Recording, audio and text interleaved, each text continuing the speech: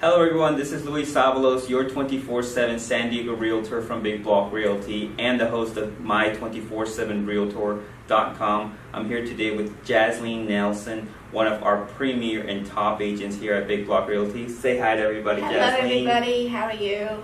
So we're doing this video for all the new agents coming into the market. I know it's tough out there. I know sometimes we don't know what we're doing.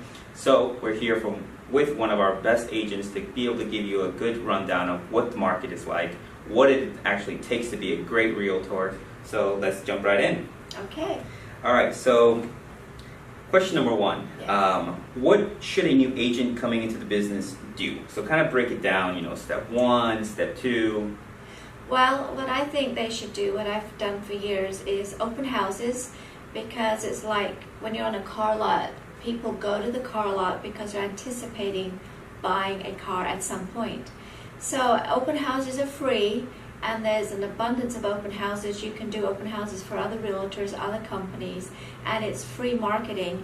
It's building relationships with people, and I've had great success with it. It's a matter of getting to know the person and how you can help them, and most of all staying in touch with them, because they may not buy for 6 months to a year, but if you're the one that keeps calling them and staying in touch and following up, you're going to get their business. Absolutely. Real estate is all about building relationships, Yes. especially when you're coming in the market. You don't really know anybody, so you want to be able to get in front of at least another realtor that is very successful, that has maybe 2 or 3 listings. He can't take care of everything, so helping them out, you're doing free work, but at the same time, it's like free networking and free marketing for yourself. So question number 2, Jasleen. What is an average day as a real estate agent? So what do you do on a typical day? I know as realtors, there really is no typical day, but if you didn't have those immediate appointments, what is a typical day for you? Well, it depends if you're a phone person or if you're an in front of someone person. For example, you should be calling expired listings, because 80% of them do relist. Maybe 100% of them at some point will relist their home at some point, but it's a matter of keeping in touch. You can do open houses during the week, and while you're at the open house, you could be calling expired listings. You can hit up everybody you know, because everybody you know knows somebody that may want to buy or sell. I found that at the yoga studio. I've sold several homes there with my fellow yogis. So basically, networking, talking to people, that's our job. We're in the people business more so than the real estate business. There you go. So as we're expanding in social media, we're expanding in all technology-wise, what do you think about agents in social media? I think there's a niche for that, and you have to be really good at it, but that's consistency also, and putting out really good content. So a little bit of everything is good. Social media is where the young people are all looking, Snapchat and Facebook and all those other things. So doing a little bit of everything is very important, I think. Yeah, absolutely. The more you network, the more you do, Yes. the better people are able to reach you. With that said, do you use social media to grow your business? I do. I do. Facebook, I'm yet to get onto Snapchat. My kids are helping me. There you go. So. Okay, so to what extent do you think social media should be used as an agent? I would say 25% of your business. Some people use it as their mainstream, but they pay a lot of money and they have professional help. If you can pay for that, that's fine. I just don't make it my primary goal, because I'm more of a people person, a relationship person. But for some people, they spend a lot of money on social media, and it does work for them. If you can get good at it and you get lessons and you learn and you ask questions from successful people, I think it's a great way to go. Yeah, absolutely. And everything's starting to get more streamlined. Everybody and their mom really goes into the internet. They search things out before they actually call Yes. anybody. Yes. But it's never a good thing to lose touch of that personal touch, be able to go out and talk to somebody face to face. Yes. So it's not really a good thing to be fully reliant on social media. Especially older people. A lot of my older clients are not doing social media.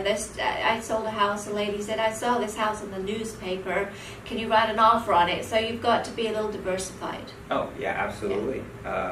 So what tools are you using for client acquisition? So are you using like mailers? Are you doing direct phone calls? Going to supermarkets, sending out ads? What is your primary? I've never done supermarkets.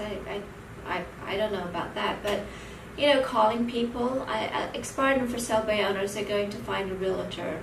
I do mail. I have a farm, and I consistently mail to the farm because eventually that works, and I've been successful doing that.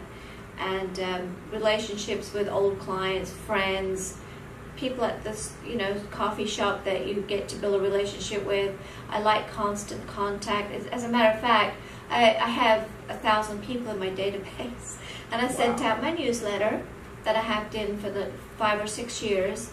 And one of my clients called me that I sold her a house 6 years ago. She goes, Jasleen, we're going to sell in 2 weeks. Can you come over?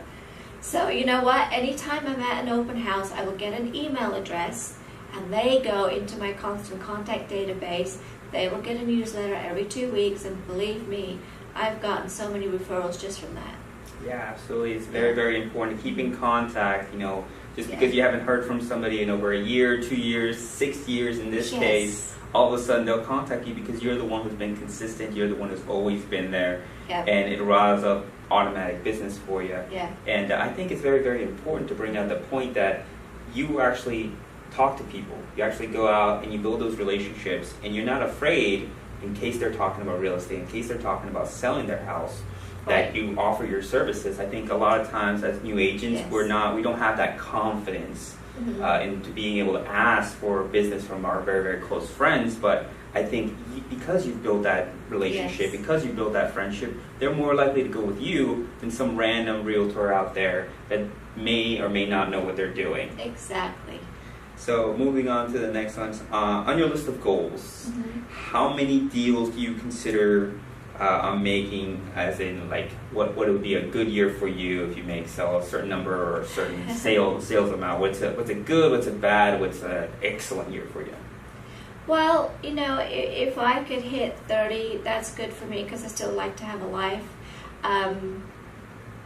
But, I would like to have 40 or 50. But if I could sell 30 homes a year with a couple of buyer's agents, that's good for me at my age because I like to travel and do other things. But, it's easy for people to hit 40, 50 homes, 60 homes a year with a team. And I'm just implementing that because it's kind of a new concept for me.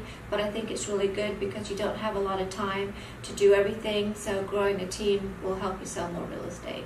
Yeah, it's actually very important to diversify, have other people there to help you, other people to support you. Because just like she said, you really can't do everything. So other people there that might be able to answer the call at like 7 or 8 when you're out with friends or families, or you're out there doing your own networking event, you're able to reach out more and more. So last but not least, Jasleen, is there any advice that you want to give to all the new agents out there that you wish someone would have given to you before or during your first month as realtor? Well, I know activity produces results. Doing the motion will produce business. So instead of thinking about it too hard, just go out and do it. Even if you're just doing open houses during the week, you will get business. And so just don't sit there and think about it too much. Just go do something and you will get some business. I believe doing something is better than doing nothing. Exactly. And it's definitely very, very important for you to have that tenacity. Keep on going out there. It's not always going to be easy. You could get lucky and you could get that first deal off that first week, that first month. Right. But for most agents, that's not the case. You do have to think thoroughly, work hard, actually keep on going out there and doing something new every day. And that's typically how you rile out business. Yes. Jasleen, it's been an absolute pleasure. You are a natural over here. I'm pretty sure most of our viewers will agree. I thank you for all the advice, and everybody out there, you guys have a wonderful day. Thank you.